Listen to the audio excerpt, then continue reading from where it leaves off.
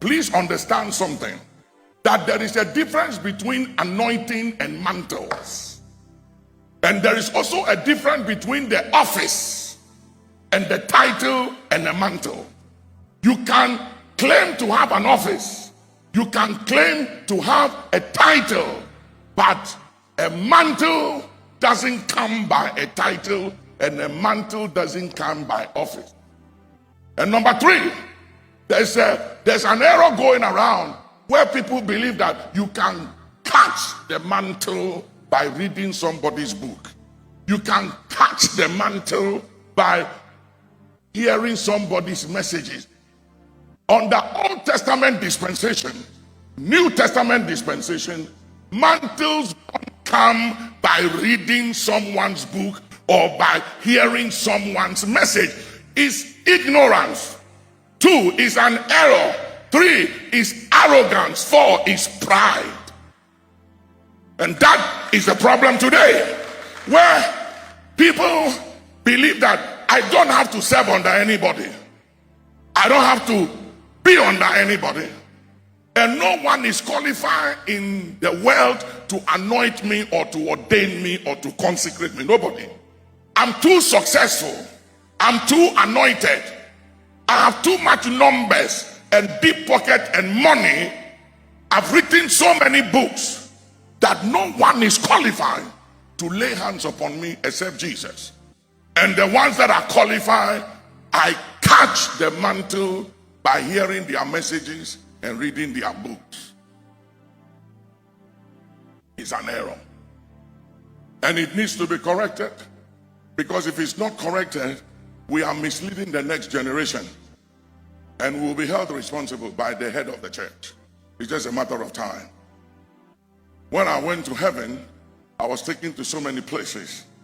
And I was taken to a place that really bothered me. It was a huge place. And the residents there, some of them were great men of God, who they were on earth, they wrote books, they were huge. But in heaven, they live in dormitories and not in mansions.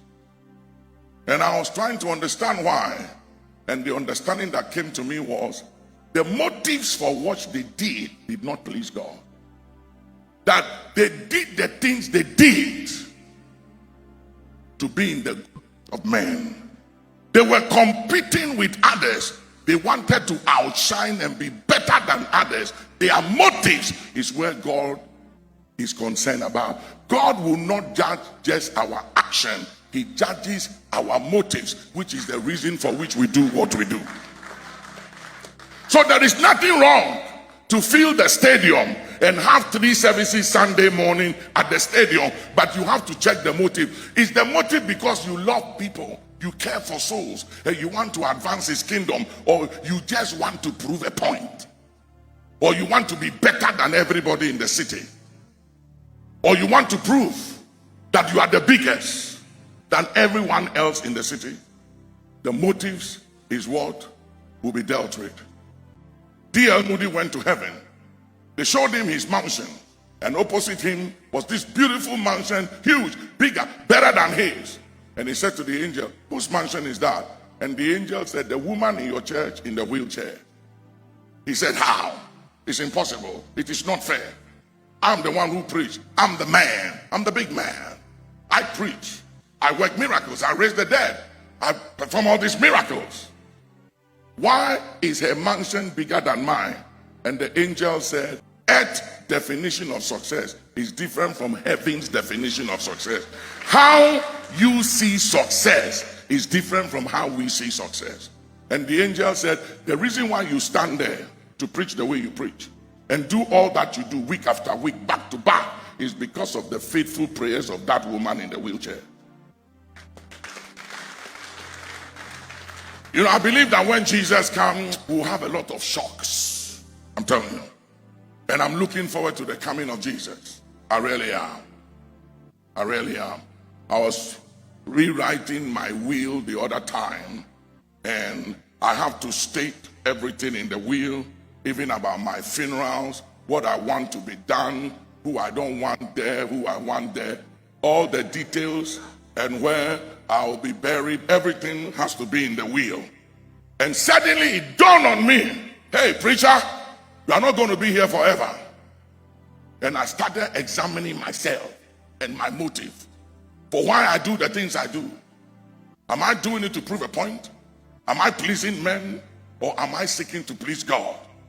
And what shall become of all these things I'm doing? And I remember something Solomon said in Ecclesiastes 2:18 and 19. He said, and this also I have seen under the earth. And he said, it is vanity. And then he said, I don't know if the man that comes after me shall be foolish or wise. For I have been very wise in all that I have done. But the man that shall inherit me and shall have rule over all that I have worked for, will he be wise or foolish? And he was foolish. I started thinking deep, and I have to re-examine my motive, my heart, why I'm in ministry, why I do what I do, and why I go the places I have to go. And I came to the conclusion, it's not everywhere I should go. It's not everybody I can flow with. Because not everybody is of the same mindset. There are people in ministry who are doing ministry big time, but their motive is not why I'm doing ministry. Their reason is not why I am in ministry. Somebody came to me and said, Papa, show me the secret of your success. And I said, I'm not yet successful. He said, what do you mean? What is your definition of success? I said, definition of true success is not what you have, how you finish, but it's how you end. It's how you finish. The race is still on. And until you hear this word, thou good and faithful servant, not thou successful, anointed, powerful pastor or bishop, but thou good and faithful